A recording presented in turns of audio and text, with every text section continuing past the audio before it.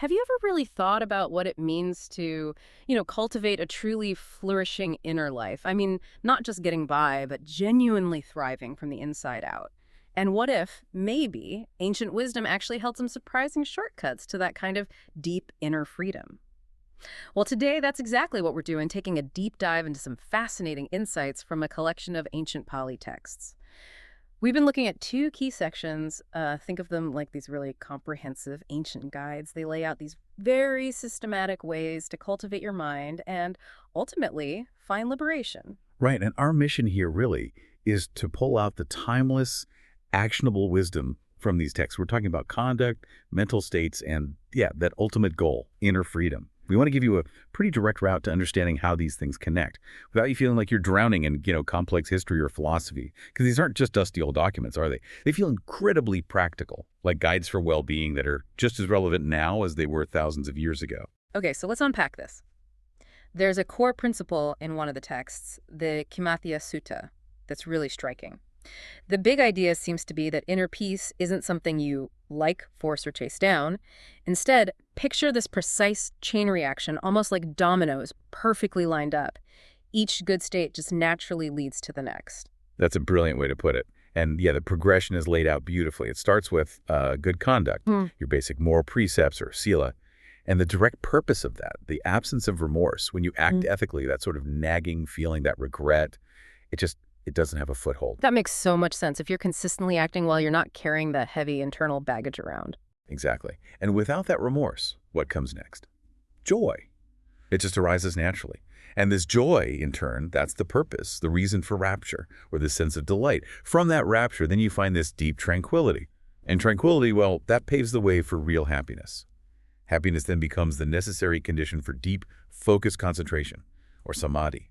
And it's from that concentration that you get the knowledge and vision of things as they really are, like a clear, unclouded insight into reality itself, this clarity, this seeing things as they are, that leads to disenchantment. Okay, disenchantment, that word can sound a bit, well, negative, can it? What's the feeling here, really? That's a really important point. It's not about becoming cynical or despairing. Not at all. It's more like a clear-eyed understanding, realizing that nothing impermanent, nothing conditioned, can offer lasting, ultimate satisfaction. And from that clarity, then comes dispassion, a freedom from clinging. Because you see, there's nothing ultimately worth clinging onto in that way.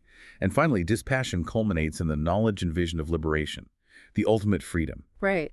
And another text, the Nissayavaggo Sutta, really hammers home that you don't force these stages. So what does that mean for someone trying to, cultivate this? Are we just supposed to sit back and wait? No, not quite waiting. It means they arise naturally. They're a direct consequence of fulfilling the previous condition. You don't sit there trying to make remorse vanish. You focus on upholding good conduct, and its absence will follow. It's organic. There's this great analogy in the Upanishad Suttas about a tree. If a tree has healthy branches and leaves, it'll naturally develop strong bark, good inner wood, solid heartwood. It's the same idea. Good conduct supports the whole structure of spiritual growth. But if that foundation, that good conduct, isn't there, well, the later stages, no remorse, joy, tranquility, happiness, concentration, insight, disenchantment, dispassion, liberation, they just can't properly take root or mature fully. So what this really means for you, listening, is quite profound, isn't it? It suggests focusing on your ethical foundations, your everyday conduct, because that sets the stage for this whole cascade of positive mental states, leading all the way to deep insight and freedom. It's almost like the most effective shortcut is just get that first domino right. The rest will follow. Okay, so we've seen this incredible blueprint, how one good action can ripple outwards, leading to profound inner peace. But knowing the what's is one thing. Now let's get into the how. What do these ancient guides tell us about the right way to cultivate our minds? And maybe more importantly, what are the common traps to avoid? Exactly. This is where it gets really practical. The Sutta makes this fascinating distinction. It talks about a wild horse approach to meditation versus a thoroughbred approach. The wild horse, even if they're physically alone, meditating in a cave or something inwardly, they're just consumed by the usual stuff. Sensual desire, ill will, restlessness, doubt, the hindrances. And crucially, this type of meditator meditates based on various perceptions. They're still leaning on the idea of earth, water, fire, or even subtle things like infinite space or consciousness.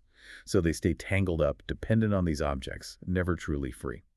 So the wild horse is caught up in what they're perceiving, even while they think they're meditating. But the thoroughbred? That sounds completely different, like a true master of the mind, going beyond all that. What's maybe one practical step someone could take to even begin moving towards that kind of mastery? That really is the core insight. The thoroughbred meditator, they're free from those distractions. Why? Because they know how to abandon the hindrances when they pop up. But here's the really crucial bit. They do not meditate based on any of those perceptions, earth, water, etc., or even the subtle ones, because their perception of those things has actually vanished. It's dissolved. It's such a profound state, this non-dependent awareness, that the text says even deities salute such a person from afar because they can't even grasp the basis of that meditation. So the aha moment is, it's not about what you meditate on, but how you transcend the need to base your awareness on anything conditioned at all. For someone starting out, maybe the first step is simply recognizing that pull, that tendency to get caught by a thought or feeling, and just gently, consciously letting it go instead of fighting it or getting lost in it. Wow, that is a powerful image. True meditation isn't just watching the distractions go by. It's reaching a state where the very foundation of those distractions just dissolves. That really pushes your understanding of what mental freedom could even mean. It does. And then there's the Gopalika Sutta, which gives another really down-to-earth comparison. It likens a good herdsman and a bad herdsman to a successful or unsuccessful monastic practitioner. A bad herdsman, apparently, lacks 11 key skills, and so their herd declines. Similarly, a monk or any practitioner really lacking 11 specific qualities can't grow or flourish spiritually. Essentially, this deficient monk, they neglect their inner world. They indulge unwholesome thoughts, desire, ill will, harmfulness. And their senses are just unrestrained. They get caught up in the signs and details of everything they see, hear, taste, touch, think, letting defilements arise. So that's the internal landscape kind of running wild. What about their outward actions or interactions? Right, on the external side, this deficient practitioner doesn't really share the teachings they've learned. They don't go ask questions of wise elders when they're unclear. They don't find real joy or meaning when the Dharma is taught. They don't properly understand the core frameworks, like the Noble Eightfold Path. They also tend to maybe exploit lay supporters, taking gifts without restraint. And they fail to show genuine loving kindness in body, speech, and mind towards their fellow practitioners, especially the elders. So it's this combination of internal neglect and external failings. And the good herdsman monk, I'm guessing, just flips all of that. Exactly. The successful practitioner does the opposite. They understand reality, they actively work on abandoning unwholesome thoughts, they guard their senses mindfully, they teach widely what they know, they actively seek guidance, they find deep joy and meaning in the teachings, they understand the path, they accept gifts appropriately with gratitude and restraint, and crucially, they show genuine loving kindness to everyone in the community. These are the qualities, the text suggests, that really foster incredible growth and fullness in spiritual life. You know, this section feels like a really clear self-assessment tool, doesn't it? It's not just about the techniques you practice, but your whole approach, your inner attitude, how you engage with teachings, how you interact with others, how you handle support. It's truly holistic, a blueprint for well-being. Okay, so building on those ethical foundations and that kind of mindful self-cultivation we just talked about, the texts also give us some very concrete mental tools, things we can actively do to foster inner peace and insight. One really powerful set of practices is called recollection, or sometimes mindfulness of. Yes, the Madhamma Suttas introduce 6 key recollections, and another text, the Nandiya Sutta, adds a 7th, and these aren't just like idle daydreaming. The texts are clear. When a noble disciple regularly practices these recollections, their mind becomes straight, direct, free from greed, hatred, delusion. And this leads directly to joy, rapture, tranquility, happiness, and that all-important focus concentration. They're like anchors or maybe an inner compass, keeping the mind oriented towards the wholesome. An inner compass. I like that metaphor. So what are these specific recollections we should have in our toolkit? Well, the first 3 focus on the triple gem, the core supports. 1. Recollection of the Buddha. Remembering his qualities fully enlightened, perfect in wisdom and conduct, unsurpassed guide, teacher of gods and humans. 2. Recollection of the Dharma. Remembering the teachings themselves well proclaimed, visible here and now, timeless, inviting investigation, leading inward, realized by the wise. 3. Recollection of the Sangha.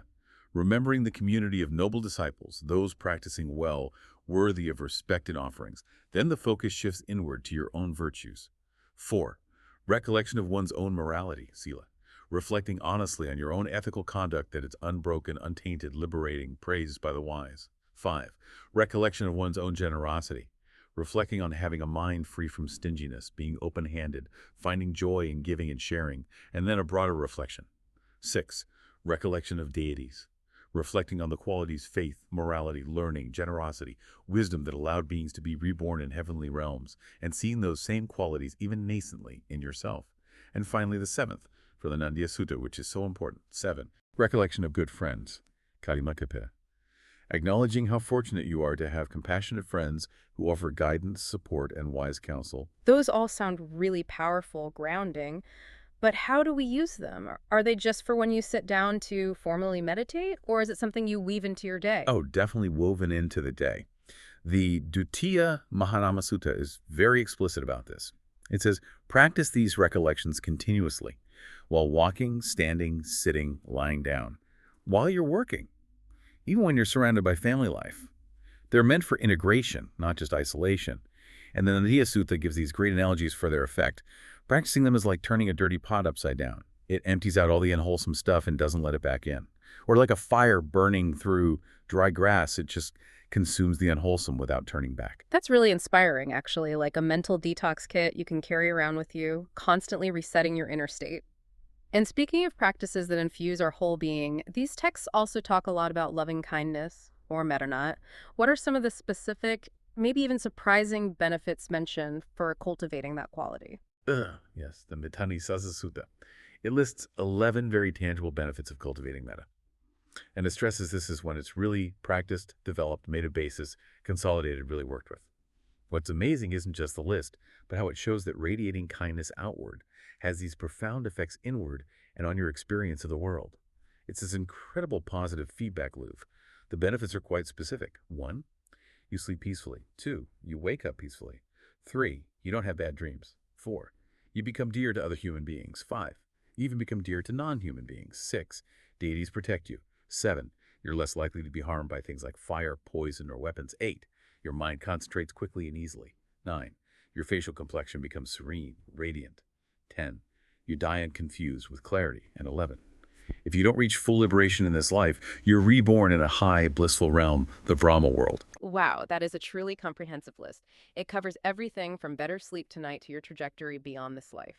It makes it so clear these aren't just nice, abstract ideas. They have real, tangible, positive impacts, almost like a guaranteed return on investment for your well-being.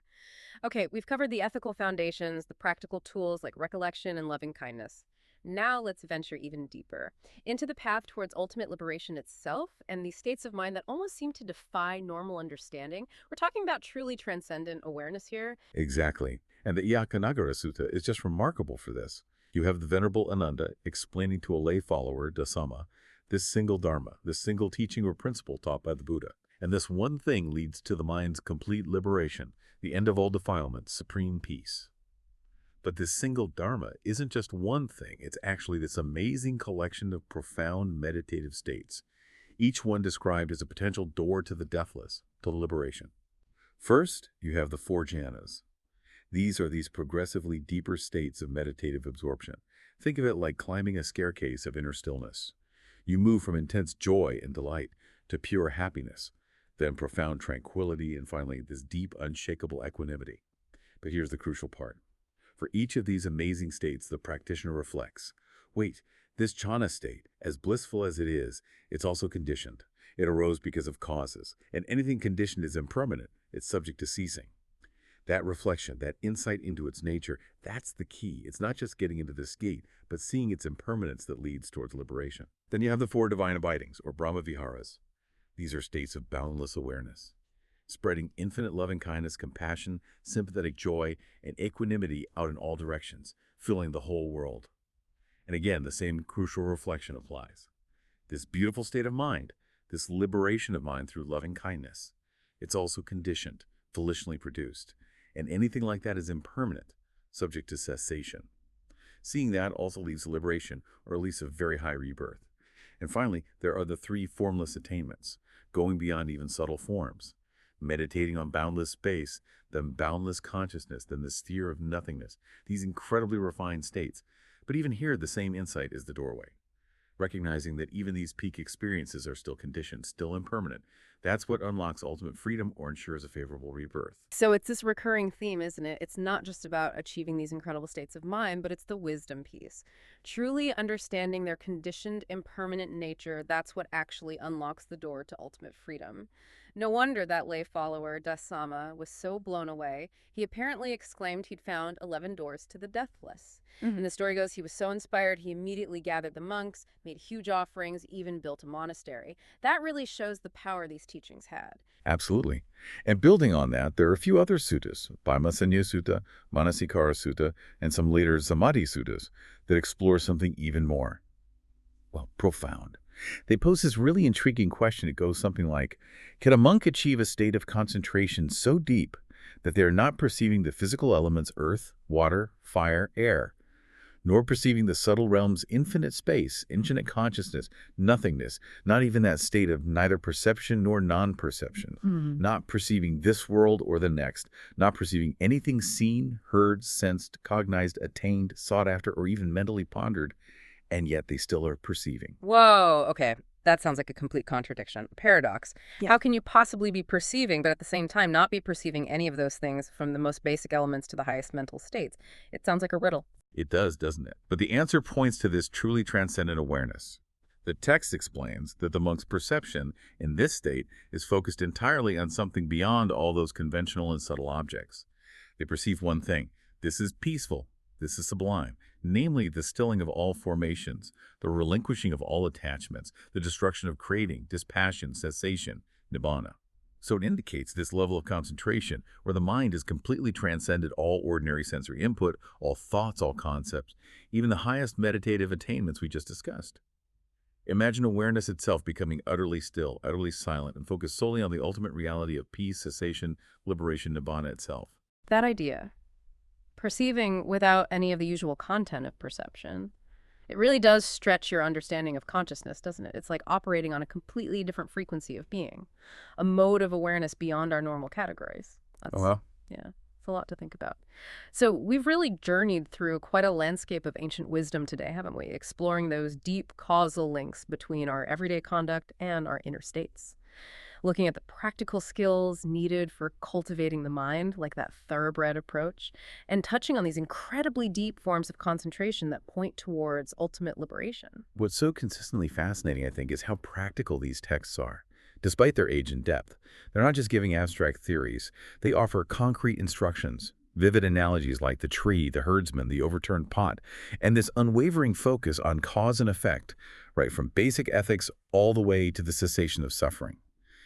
It provides such a clear roadmap, a roadmap that feels just as relevant and potentially transformative today as it must have felt back then. Yeah, our mission was really to distill the key insights for you from these sources. And we've heard about that amazing domino effect, how good conduct just naturally unfolds into peace. We talked about the thoroughbred meditator who transcends dependence on perceptions versus the wild horse, the good herdsman's vital skills for both inner cultivation and harmonious community life, the sheer power of those daily recollections as an inner compass, keeping you aligned, the incredible, tangible benefits that flow from cultivating loving kindness, that amazing feedback loop. And finally, that ultimate path through deep meditative states, always coupled with that penetrating insight into impermanence. And all this, I think, brings up a really practical question for you listening right now. When you consider these clear, tangible benefits the text describe, things as simple as better sleep from loving kindness, or as profound as a mind free from needing to grasp onto anything, which one of these ancient, perhaps surprising insights might you choose to experiment with, even in a small way, in your own life? Which one feels like it could potentially foster a bit more peace, a bit more clarity for you right now? And that's our deep dive for today. Keep exploring these ideas, keep learning, and definitely keep asking those big, important questions.